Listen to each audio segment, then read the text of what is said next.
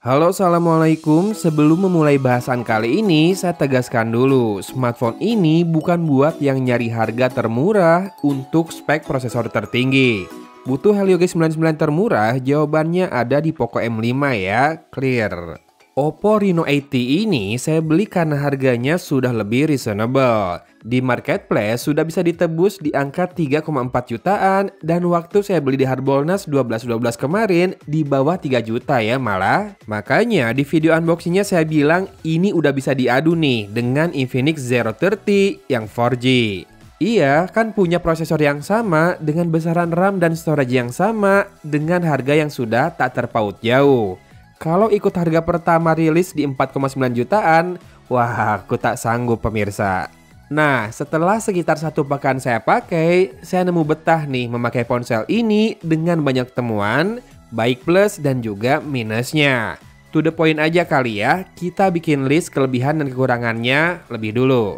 Oke, pertama highlight positif langsung saya berikan pada software ya, karena Oppo Reno 80 ini sudah dapat update ColorOS terbaru berbasis Android 14. Satu fitur yang langsung saya suka adalah pembatasan akses ke foto dan video. Jadi sebuah aplikasi bisa kita pilihkan foto dan video mana saja yang boleh dia baca, nggak semua galeri boleh diakses lagi.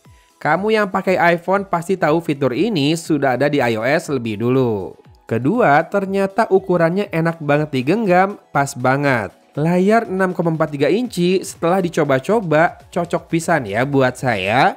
Kadang saya merasa 6,2 inci kekecilan dan kadang 6,7 itu udah terlalu jumbo. Jadinya Reno 80 ini enak dipakai ya, apalagi framenya masih membulat juga jadi lebih ergonomis. Dan back cover leathernya bisa dibilang oke, walau kurang kerasa juga sih karena selama ini saya selalu pakai dengan case-nya. Ketiga, baterainya awet bisa dibilang banget lah ya. Helio G99 meskipun bukan prosesor terbaru namun memang jempolan karena performanya ngangkat pun konsumsi dayanya hemat. Ini adalah satu-satunya prosesor 4G dari MediaTek yang saya tahu yang sudah berfabrikasi 6 nanometer. Dan keempat, plusnya ada di speaker stereonya yang enjoyable buat streaming maupun gaming. Dan saat dibutuhkan, volumenya bisa di-boost ke 200%. Semisal lagi genting main game butuh dengerin step musuh tapi malas pakai earphone.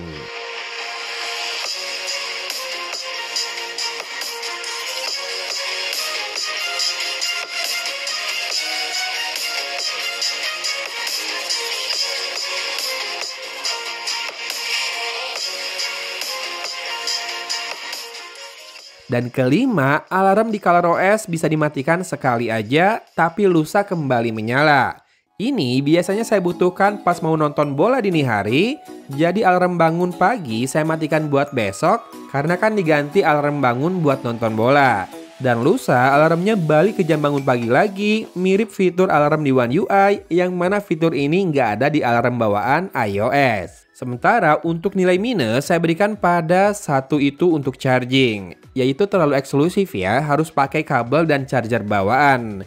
Jika pakai gun charger, dia mentok di 10 watt aja, nggak ada fast chargingnya. Harapan saya minimal 18 watt power delivery bisa ya, tapi sayangnya enggak. Dan juga 33 watt VOOC-nya ini terasa menurun ya. Kalau kita ingat lagi, Reno 5 dan 6 saja dulu mampu ngecas di 50 sampai 65 watt. Kedua, di ColorOS kita tidak bisa share media ke most recent contact. Di One UI, saya bisa kirim foto ke beberapa kontak WhatsApp terakhir langsung dari menu share. Di ColorOS harus pilih aplikasinya WhatsApp dulu gitu, baru pilih kontaknya. Jadi ada extra step. Memang tidak terlalu krusial, tapi sejauh ini fitur ini sangat membantu saya di Samsung maupun di iPhone. Yang ketiga, absennya lensa ultrawide di harga segini ya. Ini mutlak yang sangat minus, nggak usah pakai alasan apa-apa lagi. Dan keempat, perekaman video mentok di Full HD 30 fps, jadi nggak bisa lebih dari itu, nggak bisa 60 fps. Ya sayang aja ya, karena Helio G99 sebetulnya capable. Oke, sisanya paling so far so good sih. Layar AMOLED-nya bagus, in-display fingerprint scanner-nya juga responsif, even performa gamingnya juga baik. Saya kuat main PUBG Mobile di Erangel sampai chicken dinner karena buat one on one, saya juga pede ya pakainya. Dan suhu sejauh ini relatif aman karena paling saya main satu sesi aja ya setengah jam. Seperti biasa di Heligo 99 saya main di Smooth Ultra, itu udah enak asli. Dan seperti biasa grafisnya itu mentok di HD High ya. Nah buat yang kepo, skor Antutunya dapat angka 399 ribuan dan storage-nya juga udah UFS, terlihat dari skor tesnya yang dapat angka 39 ribuan. Untuk kamera, saya mau bahas dari perekaman video dulu. Tadi saya sebut limitasi resolusi dan frame rate sebagai kekurangannya. Sementara hasilnya, sebetulnya stabilisasi dari Ace cukup terasa ya, meski tidak ada mode khusus atau steady video. Catatan, saat panning terasa kadang frame rate-nya menurun, dan saat hentakan langkah kaki juga acap kali terasa gambar terlihat jadi jelly. Namun di beberapa kesempatan malah terasa smooth sekali, semisal saat saya tracking dan zoom ke kucing sebagai objek. Kamera depannya cukup oke dan saya sempatkan merekam dalam kondisi horizontal maupun vertikal. Mungkin yang vertikal akan terlihat lebih tajam karena videonya kena resize. Yang jelas, mic-nya bagus merekam audio dengan cukup lantang dan ada peredaman noise yang terasa. Lalu untuk foto, kamera belakangnya perform well meski di kondisi indoor yang nggak terlalu terang. Bokehnya ngasih depth namun tetap natural, tepian objek tidak oversoft ya fokusnya, detail tajam karena resolusi sensornya kan juga tinggi. Night mode cukup signifikan membantu mengangkat detail dan ngasih exposure yang lebih proper juga. Nilai plus saya berikan untuk mode portraitnya yang menurut saya sangat instagramable. Kamera depannya agak manja ya, maksudnya harus dapat pencahayaan yang pas biar fokusnya dapet, detailnya tajam dan tone warnanya juga hidup. Kalau enggak, hasilnya bisa pucat, fokus nggak rapi, dan detail menurun. Sampel kamera silahkan dicek lebih lengkap di ujung video. Kesimpulannya sih, udah makin enak ya harga dari Oppo Reno 80 ini. Bukan yang paling murah untuk speknya, namun dengan semua plus dan minusnya tadi, sudah sepadan lah ya dengan harganya sekarang. Iya, dapat RAM 8GB, storage 256GB UFS, layar AMOLED dengan always on display beneran 90Hz, plus pemindai sidik jari di dalamnya. Stereo speakernya juga bagus, baterai awet, dan performa juga smooth untuk pemakaian sehari-hari hingga game menengah ke berat seperti PUBG Mobile. Pembeda dari yang lain tentu di ukurannya yang untuk zaman now terbilang cukup compact. Dan framenya nggak ikut-ikutan jadi kotak, plus finishing back covernya juga estetik. Cuma jangan kaget kalau bentar lagi sudah ada Reno 11 muncul. Memang siklus rilisnya per semester ya nampaknya, dan ingat kan nggak ada Reno 9. Andai saja dia bisa ngecas cepat pakai power delivery charger, mungkin ponsel ini bakal saya keep terus. Tapi buat sekarang silakan cek lapak secondan saya deh. Sepertinya sudah bakal nongkrong di sana ya. Linknya ada di deskripsi pemirsa. Ulasannya berakhir di sini. Thanks for watching. Dari Kota Cimahi, Agon pamit undur diri. Wassalamualaikum warahmatullahi wabarakatuh.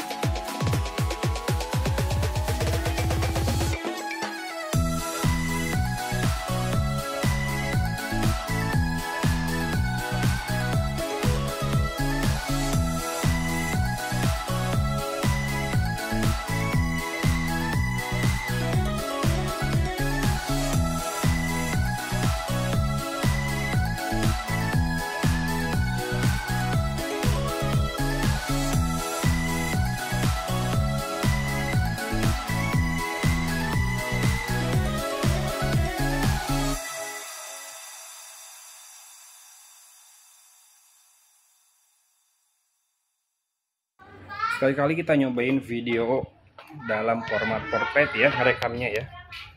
Ini kalau cahayanya pas sih bagus, cuma kalau ngadap backlight biar ada kepayahan.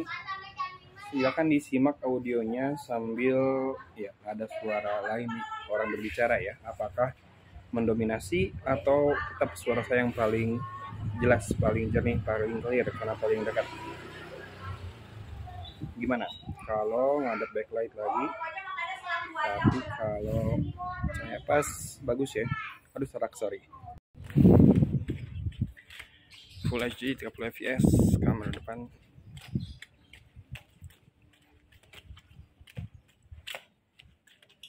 Ayo deh cepet deh. Ada backlight. Susah amat. Full HD 30 fps.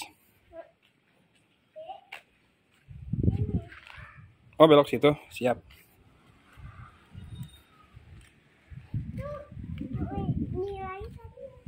Oh emang pakai kalung?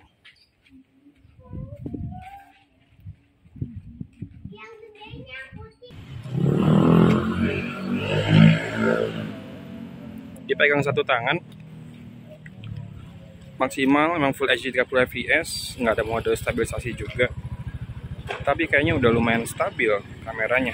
Pas dipegang sambil jalan, satu tangan doang loh. Ini kalau nggak percaya, tangan satu lagi megang. Meng, nengok tuh. Meng, well.